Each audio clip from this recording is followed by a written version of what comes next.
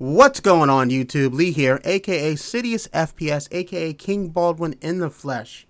And today we have another Blitz TDM, this time on Desert Siege, using one of my favorite weapons in the game, the Browning automatic rifle. The classic Browning automatic rifle, the almighty BAR. This time it is chambered in 50 BMG, which I love the fantasy rounds. It's strong enough, you know, if it was going to be chambered in 30-06, but I don't mind that. As you can see in this gameplay, we are going to be jumping right into the gameplay. There will be no cuts. This was a pretty quick V2. This was after I tried another Browning automatic rifle setup. It was a no stock rapid fire setup. I had a lot of success the last round, but this round I didn't find too much success starting out. I kept running into the Tommy gun, was losing. I guess it didn't have enough fire rate. Well, the guy got caught looking for me. That was easy.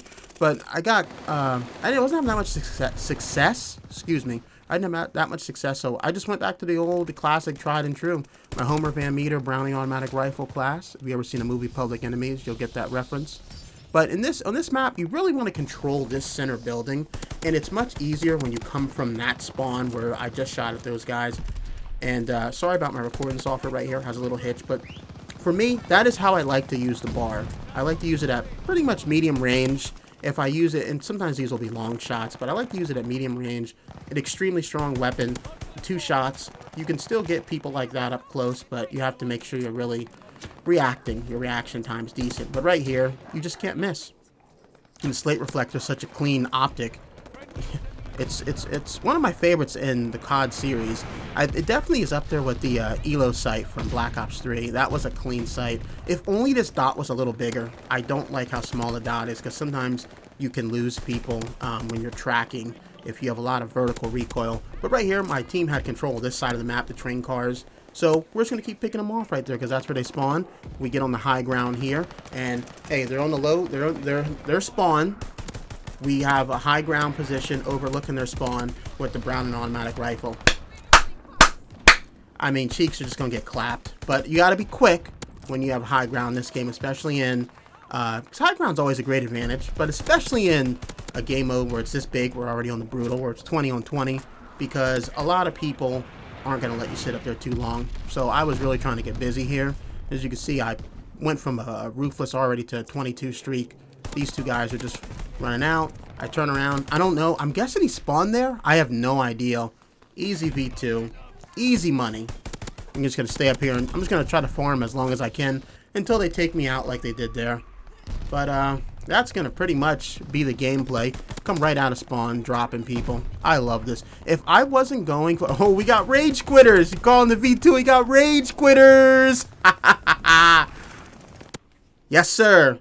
But if I wasn't going for atomic, it's still my most used weapon, but it would be my most used weapon by far. It is just so smooth with my setup. And I will give you the guys my setup at the end of this video. The gameplay portion of this video, though, is winding down. I want to see, it was 250 to 176, 64 and 6. So, pretty good play. Teammate did okay. There were 28, 31 kills. All right, guys. So, but here's the breakdown, and 64 kills in 6 minutes. Not bad. Not bad. But I will give you my setup in just a moment, and that, I believe that's going to wrap it up. I think I'm going to show the medals here. Let me see if I show the medals. All right, unlocks. Yep, there goes the medals. All right. Well, and as you see, I was doing the challenges. We're going to get into the next portion of this video here. Alright guys, here's my Browning automatic rifle class setup. Sorry, scratching my head. MX silencer. For my barrel, I use the first barrel, the 30-inch extra large barrel. For me, coupled with the slate reflector, I felt that it's too much vertical recoil, and like I said earlier, the slate reflector is that tiny dot, so it's hard to track with all that vertical recoil in the 27-inch barrel. So I actually use the first barrel. Then for the stock, we have the CGC wire stock.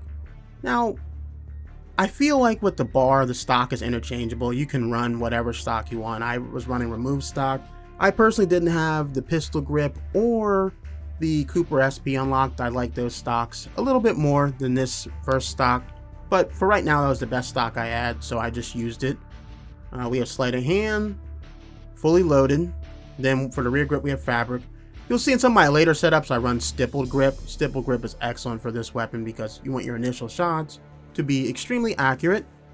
We have the 50 caliber BMG 30 round mag. Why not? Best magazine for this weapon. Lengthened, like usual. I usually run lengthened and suppressors. And then I feel like the sleeper that a lot of people don't talk about is for foregrips is the M3 Ready grip. I think it's one of the best grips for rifles. Now, you'll see the hand stop and you'll see the Mark Skeletal stop foregrip, and you'll also see the SMLE pistol grip. Now, the pistol grip makes sense for submachine guns because it helps improve your sprint to fire speed, but the other two only help improve your ADS speed. When you actually look at the numbers, the M3 Ready grip helps with the ADS speed, sprint to fire speed, and I believe at least the ADS walking speed. It might even help with your character's overall speed sprinting when it uses this grip, whatever weapon it uses. But you'll see on all my rifle classes, I pretty much use the M3 Ready grip. So that's just my little tip. Nobody really suggests using it. I suggest try it out and see how you like it. I love this. I love the foregrip for this, but with the subs, it does differ. But all right, that's the class setup. I appreciate all the love. People stopping by, leaving comments, subscribing. Much appreciated. Thank you for hanging out, and we're going to get out of here. I'll see you guys later. Have a good one. Look out for an upload tomorrow. See ya.